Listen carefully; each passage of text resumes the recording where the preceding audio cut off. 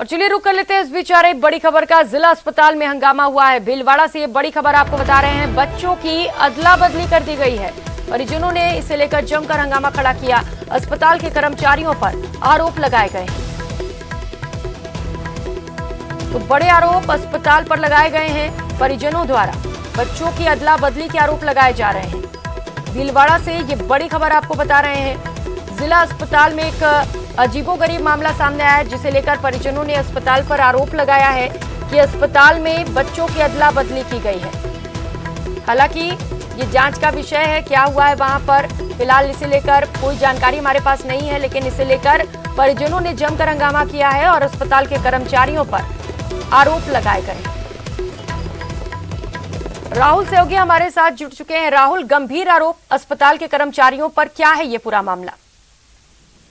Ma'am, कहीं ना कहीं देखा जाए तो अस्पताल में जो मातृ शिशु विभाग है ये हमेशा एक विवादित तर्क में रहा है। थोड़े समय पहले रेडिन में 2 बच्चे भी जल के मर गए थे। उसके बाद आज ये घटनाक्रम भी सामने आया, जहाँ पे सुबह जब एक बच्चा हुआ उसके माता पिता को बुलाया गया, उसको आवाज लगाई गई और बच्चा उनको सुपुर्द कर दिया गया। माता अंदर थी, उसके परिजनों को सुपुर्द कर दिया गया बच्चा। उसके बाद 20 मिनट बाद वापिस उन्हीं के नाम से आवाज लगाई जाती है और उनको एक बेटी देने के लिए बुलाया जाता है। तो उन्होंने कहा कि हमारे पास तो हमारा बेटा आ चुका है। उसके बाद ये पूरा विवाद सामने आया कि देखा जाए तो 25 मिनट पहले जब उनको बेटा दे दिया और फिर एक बच्चे के बारे में उनको बताया जाता, तो कहीं ना कहीं एक विवाद उठता हुआ दिखा और उस परिजनों ने हंगामा करना चालू किया कि आपने जो हमें पहले बच्चा दिया वो किसका है, अगर ये बेटी अभी हमारी है तो। और देखा जाए दोनों जो बच्चे के जो पेरेंट्स थे वो आपस में उलझ भी गए और स्टाफ कर्मी जो थे वहां से नदारत होते हुए दिखे। यहाँ पे कोई भी नहीं है, जो इंचार्ज है वो भी यहाँ से गायब हो चुके हैं। किसी प्रकार का किसी को समझाइश नहीं की गई थी। फिर अरुण गौड़ जो पीओ में है उन्होंने पहुंचे और उन्होंने पूरा घटनाक्रम समझा और इनको समझाइश करने की कोशिश जारी है। जो पेरेंट्स है, जो पीड़ित परिवार है जिसको पहले बेटा दिया गया, वो ये कह रहे हैं कि हमें कोई तकलीफ नहीं कि हमें बच्ची मिले या बेटा मिले, पर कम से कम हमें ये तो बता दिया जाए कि हमारा बच्चा कौन सा है। जिस प्रकार से घटनाक्रम सामने आया तो वो खुद ही एक उलझन में पड़ गए कि ये हो क्या है। तो जो मातृ शिशु विभाग है इसकी कहीं ना कहीं जो सेवाएं हैं, जो स्टाफ कर्मी है, इन पे सवाल उठते हैं। और यहीं पे जो अरुण गौड़ है, जब उनसे सवाल पूछे गए तो वो बचाते हुए दिखे अपने स्टाफ को और उसकी जिम्मेदारी लेने के लिए तैयार नहीं थे। और वो लगातार मांग कर रहे हैं पेरेंट्स की इनकी जांच होनी चाहिए, डीएनए जांच करा लीजिए, तब हमें बता दीजिए कि बच्चा किसका। बेटी और बेटे में कोई फर्क नहीं, पर हमारा बच्चा कौन सा है हमें पता चलता है। बिल्कुल राहुल, ये तो गंभीर मामला है और बड़ी लापरवाही भी है कर्मचारियों की। बहुत शुक्रिया आपका इन तमाम जानकारियों के लिए। और कल एक और बड़ी खबर का। झालावाड़ से इस वक्त की बड़ी खबर सामने आ रही है। नगर परिषद बोर्ड बैठक में हंगामा हुआ।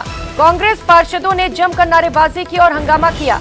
पार्षदों ने टेबल पलटकर फाइलें भी फेंक दी। अतिक्रमण हटाने के मुद्दे पर कांग्रेसी पार्षदों की ओर से जमकर हंगामा किया गया और कांग्रेसी पार्षद इस वक्त धरने पर बैठे हुए हैं। तस्वीरें आपको दिखा रहे हैं किस कदर कांग्रेसी पार्षदों ने बैठक के दौरान हंगामा किया और ये पूरी की पूरी बैठक हंगामे की भेंट चढ़ गई। सहयोगी तरुण हमारे साथ जुड़ चुके हैं। तरुण, क्या कुछ अपडेट, क्या अभी भी धरना प्रदर्शन जारी है पार्षदों की ओर से?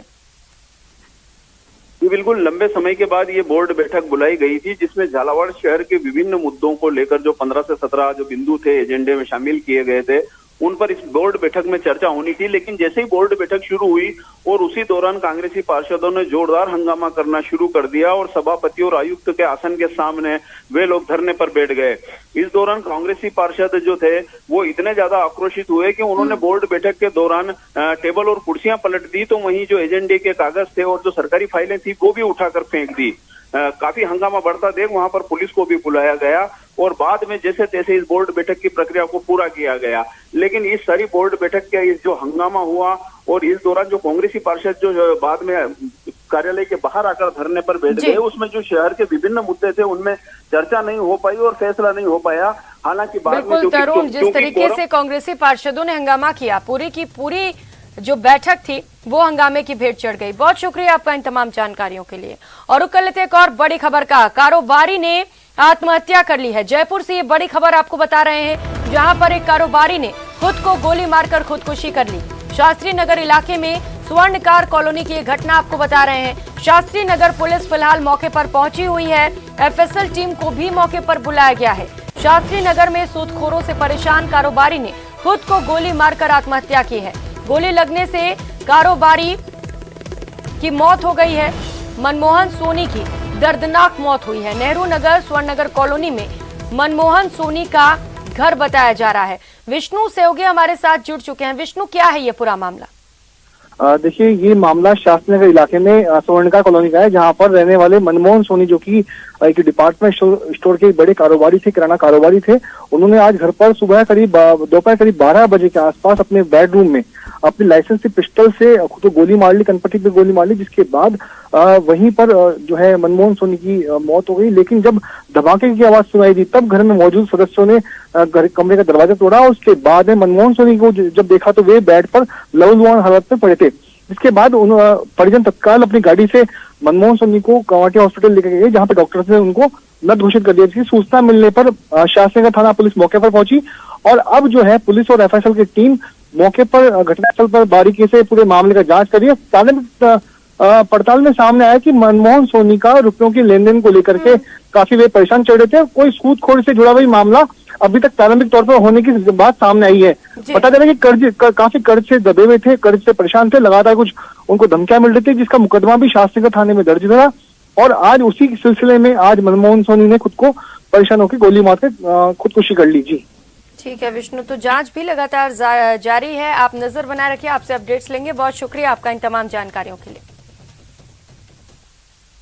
इस बुलेटिन में फिलहाल इतना ही। नमस्कार।